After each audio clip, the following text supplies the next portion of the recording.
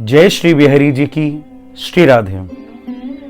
जब कोई व्यक्ति गृहस्थी में प्रवेश करता है तो उसके मन में एक ही भाव आता है कि मैं गृहस्थी में प्रवेश कर चुका हूं, अब मुझे संतान की प्राप्ति हो।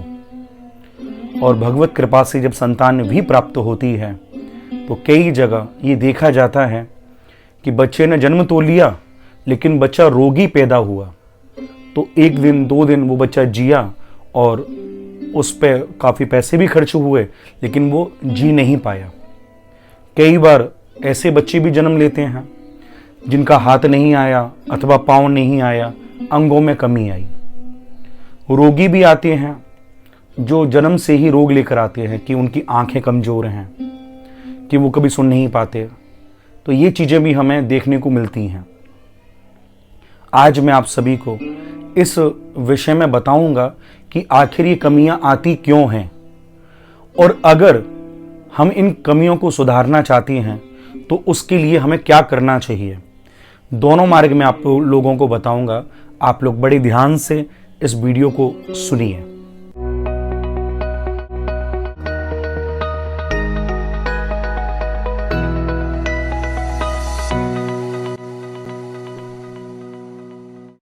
बंधुओं, हमारे शास्त्र में कुछ तिथियां हमें बताई गई हैं, और जब हम उन तिथियों पर विशेष ध्यान देकर गर्भाधान करते हैं तो हमारा बच्चा स्वस्थ, तीव्र बुद्धि वाला और बल से युक्त जन्म लेता है। और जब हम उन पर ध्यान नहीं देते तो ये बच्चा रोगी भी हो जाता है। विशेषकर 4 तिथियों पर कभी गर्भाधान नहीं करना चाहिए। 4 तिथियों पर गर्भधारण कभी ना हो। आप विशेष रूप से सुन लीजिए। पूर्णिमा के दिन जब गर्भधारण हुआ और जब उस बालक का जन्म होता है तो वो बालक नेत्र से दुखी रहता है, उसकी आंखें कमजोर होंगी और हो सकता है कि वो बच्चा अंधा भी हो। तो पूर्णिमा के दिन कभी गर्भधारण नहीं करना चाहिए। पूर्णिमा के दिन गर्भधारण हुआ बालक नेत्रों से परेशान रहता है। फिर आती है अमावस्या। अमावस्या के दिन जन्मा जो बालक होगा वो रोगी होगा, चाहे वो बचपन से ही उसे शुगर हो, बचपन से ही उसे बीपी की बीमारी हो, या हार्ट से संबंधित कोई कमी हो। तो ऐसे कोई ना कोई कारण से वो रोगी पैदा होगा यदि अमावस्या के दिन गर्भधान हुआ है। तो एकादशी के दिन यदि गर्भधान हुआ है तो वो बालक मूर्ख होगा, वो तीव्र बुद्धि वाला नहीं होगा, बहुत मंदमति उसकी होगी, वो बुद्धि से कमजोर होगा अगर एकादशी के दिन उस बालक का गर्भधान हुआ है तो।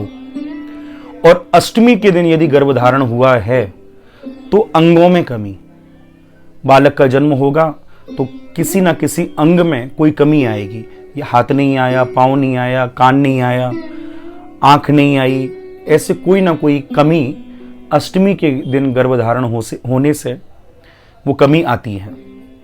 तो आप जीवन में याद रखें, ये समस्त गृहस्थ जो भी गृहस्थ में हैं वो सभी इस बात का ध्यान रखें कि अष्टमी, एकादशी, अमावस्या और पूर्णो, इन 4 दिन कभी गर्भधारण ना करें, क्योंकि ये 4 दिन हमारे बच्चों को खुशियां नहीं दे सकते। इन तिथियों का ध्यान दें। अब कई लोग कहेंगे कि महाराज जी, इस वीडियो से पहले हमारा गर्भधान हो चुका है, अब हम क्या करें। आपने तो अब बताया, लेकिन हमारा गर्भधारण पहले हो चुका है, तो अब हम क्या करें। दूसरा, कोई भी माता जिसके गर्भधारण हो वो क्या करे अपने बालक की सुरक्षा के लिए। कई बार गर्भधारण तो हुआ, 2 मास 3 मास बाद वो बालक गिर गया, गर्भ ठहर नहीं पाया। तो उन सब के लिए भी एक विशेष मैं बात कह रहा हूं, आप बड़ी ध्यान से सुने। ये बात उस समय की है जिस समय उत्तरा के गर्भ को नष्ट करने के लिए अश्वत्थामा ने ब्रह्मास्त्र छोड़ा। वहां सभी लोग मौजूद थे, लेकिन उत्तरा भगवान की शरण में गई और उत्तरा ने 2 श्लोकों में भगवान से प्रार्थना की है कि पाहि पाहि महायोगिन देव देवो जगतपते नान्यम त्वद्भयं पश्ये यत्र मृत्यु परस्परम।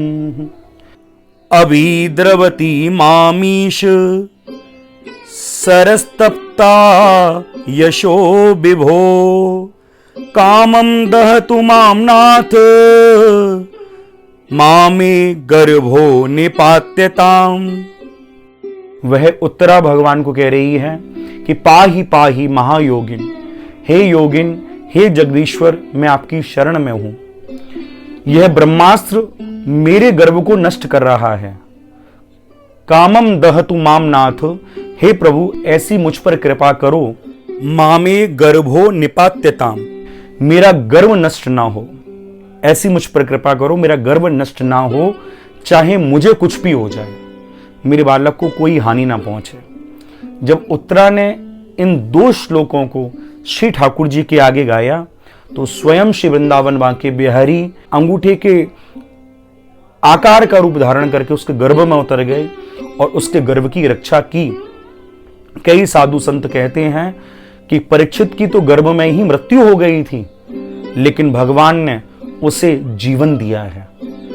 जो भी गर्भ धारण कर चुकी हैं, जो गर्भवती हैं, वो स्त्रियां इन 2 श्लोकों का नित्य पाठ करें, जिससे कभी उनका गर्भ नहीं गिरेगा। और आप इन 4 तिथियों से बचें। इन तिथियों पर कभी गर्भ धारण ना करें, जिससे हमारा बालक कभी रोगी हो। आप सभी को मेरी कही गई बात यदि समझ में आई हो तो अधिक से अधिक वीडियो को शेयर करें, अपने लिए नहीं। इस वीडियो को शेयर अपने लिए नहीं, उन सभी के लिए कीजिए जो गृहस्थ में हैं और आगे वो उन बालकों को जन्म देंगे जो हमारे भारत का भविष्य होंगे।